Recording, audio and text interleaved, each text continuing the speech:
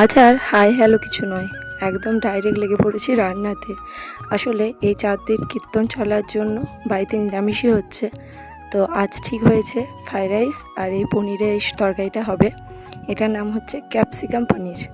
আসলে ইউটিউব দেখে শেখা, একটু আগেই দেখা, কিন্তু যে অনেক দিনের অভিজ্ঞ সেটা নয়, এখনই দেখলাম। তো দেখলাম তাহলে এটাই বানাই আর কি ফ্রাইড রাইসের সঙ্গে খাওয়ার জন্য। তো সেই জন্য আমি এদিকে রান্না শুরু করে দিয়েছি। আর এই যে মা এদিকে ফ্রাইড রাইসের চাল মানে ভাতটা করে রেখেছে আর কি। বাদ বাকি ভাজাভাজিও সব হয়ে গেছে, এখন শুধু চিনি দিয়ে ভাজাটা বাকি। তো সেটা মা পরে করবে। মা বললো আগে তুই রান্নাটা করে নে। আসলে এখনই বলেছি রান্না করব, কিছুক্ষণ পর যদি বলি করব না, সেই জন্য মা দেখছে না আগে ওর রান্নাটাই হয়ে যাক আর কি। তো এই যে পনিরগুলোকে ভেজে নিচ্ছি। তবে হ্যাঁ, আমি এখানে করেছি একটা ভুল, কড়াইটাকে ঠিকমতো তাতায়নি আর কি, মানে গরম হয়নি। তার আগে পনিরগুলোকে দিয়ে দিয়েছি, আসলে একটু রান্না করার জলদি ছিল, তো সেই জন্যই। তো তারপর সেগুলোকে ভেজে তুলে নেওয়ার পর এই যে এখানে কিছু গরম মশলা তেলে দিয়ে দিলাম, আর সাথে দিলাম ক্যাপসিকাম। তো বেশ ছোটো ছোটো করে কাটা আর কি, দিদা কেটে দিয়েছে, বললাম আমি যে ছোটো করে কাটো। তো তারপর এটাকে ভালো করে ভেজে নিচ্ছি। আর হ্যাঁ, পনিরের না অনেকগুলোই রেসিপি দেখলাম, কিন্তু অন্য যেগুলো লাগবে আর কি রান্না করতে, সব কিছু বাড়িতে নেই। তো এই পনির ক্যাপসিকামটাই দেখলাম যে বাড়িতে মোটামুটি সব কিছুই রয়েছে, তাই আর কি করব, রান্না করতে লেগে পড়েছে। আর এটা না ওই পোস্ত, কাজু বাদাম এসবই আর কি। আর হ্যাঁ, সাথে একটা টমেটো বেটে নিয়েছি মিক্সিতে। তো তারপর এখন ক্যাপসিকামটা একটু ভেজে নেব, তারপর ওটা দেব। আর এখানে করেছি একটা ভুল, তো সেটা হচ্ছে এখানে আদা একটু সামান্য পরিমাণে আর জিরে গুঁড়ো দিতে হতো, যেটা ফোনে দেখেছিলাম আমি। তবে ওই যে ভিডিও করতে গিয়ে ভুলে গেছি, মাকেও বলিনি পরে যে দিতে হতো, তাহলে হয়তো বকতো। তবে হ্যাঁ, ভিডিও দেখে মা জেনে যাবে। তো খারাপ লাগেনি, ওটা না দিয়েও খেতে খারাপ লাগেনি আর কি। তো রান্না প্রায় শেষের মুখে তখন আমার মনে পড়ছে যে হ্যাঁ, ভিডিওতে তো দেখেছিলাম আদা দিতে হতো। তো তখন তো আর কিছু করার নেই, তাই আর দেওয়া হয়নি। আর এই যে ক্যাপসিকাম আমার মোটামুটি ভাজা হয়ে গেছে, খুব তো আর গলবে না। আর ক্যাপসিকামটা না এরকমই খেতে বেশ ভালো লাগে। তারপরে এই যে এখানে কাজু বাদাম, পোস্ত আর টমেটো সবকে ঢেলে দিলাম একদম। এখন রান্না করো। আর হ্যাঁ, সাথে লাগবে টক দই। টক দই বাড়িতেই ছিল, তাই আর কিনে আনতে বললাম না, আসলে বাড়ির গরুর দুধে পাতা টক দই, তো ওটা তো বেস্ট হবেই কেনার থেকে।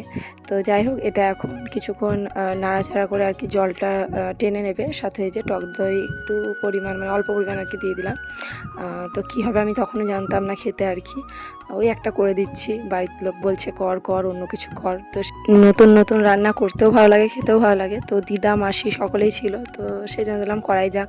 আর এই রং দেখে না আমার একটু ভয় পেয়ে গেছিলাম যে এটা কি এরকমই হবে, কিন্তু না, তারপর দেখলাম আস্তে আস্তে যখন জলটা মরে আসছে আর কি, তখন রংটা না দারুণ লাগছে, মানে একদম দারুণ।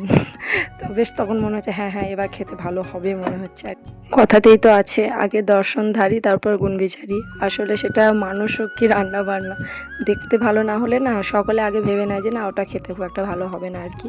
তো সেই জন্যই আমি দেখলাম না, দেখতে একটু ভালো না হলে আমারও ঠিক ভালো লাগবে না আর কি। তো তারপর দিলাম বেশ আস্তে আস্তে রঙটা খুলছে, আর দেখো তেলও ছেড়ে দিয়েছে আর কি। তো তার উপরে, মানে ওর উপরে দিয়ে দিলাম একটু ঘি। তবে হ্যাঁ, এখানে বাটার থাকলে ভালো হতো, তো বাবাকে বলে এনে দিত, আমি আর বললাম না আর কি। তো ঘি দিয়ে কাজ চালিয়ে দিলাম। তো বেশ ভালোই হয়েছে, দেখতেও ভালো হয়েছে, প্লাস খেতেও ভালো হয়েছিল ফ্রাইড রাইস। সেটার আর ভিডিও করা হয়নি, আসলে আমি বাবার বাড়ি গেলে ভিডিও করতে ভুলে যাই, মানে অল্প একটু করে তারপর ভুলে যাই। তারপর এই যে সন্ধ্যাবেলা এসেছি এখন বাউল শুনতে। আর এই দেখো, এটা হচ্ছে আমার বোনের মেয়ে, পুরো একদম পুতুল, মানে ওকে দেখেই পুতুল লাগছিল। আর দেখো কত সুন্দর নাচছে আর কি, ভিডিওটা করছে আর সাথে গানও বাজছিল সেই জন্যই। আর ছেলের জ্বলনে আমি সরে চলে এসেছি, আসলে ও একটু জ্বালাচ্ছিল, তো মাকে দিয়ে এখানে চলে এসেছি। আর ওকে দেখো, মানে এই বোনের মেয়েটাকে দেখো, এত ছোট, এই ছোট বয়সে বাচ্চাগুলো না বেশি ভালোও হয়, প্লাস কিউটও হয়। আমার ছেলেও যখন ছোট ছিল তখন না বেশ বসে কীর্তন বাউল দেখতো বা নাচতো, কিন্তু এখন বাপরে বাপ। তো যাই হোক, এই যে এখন অনেকটা রাত্রে আর কি কীর্তন চলছে।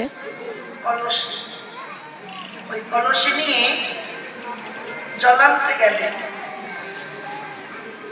গেলেন কোথায়? নবদ্রমে আর নিবেদন।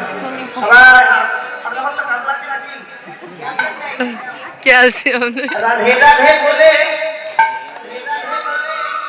দুটি বাহু তুলে চলো না চলো না চলো না যাই মধুর বৃন্দাবন ধনিয়া করে রাধে রাধে। বসেছিলাম লেজ কাটা বাদরদের সাথে, মানে পাড়ার ভাইদের সাথে। এত মাতরামো করছে কি আর বলবো। তো চলো, আজ হচ্ছে কীর্তনের শেষ রাত। তো আজকের মতো টাটা, দেখা হচ্ছে পরে।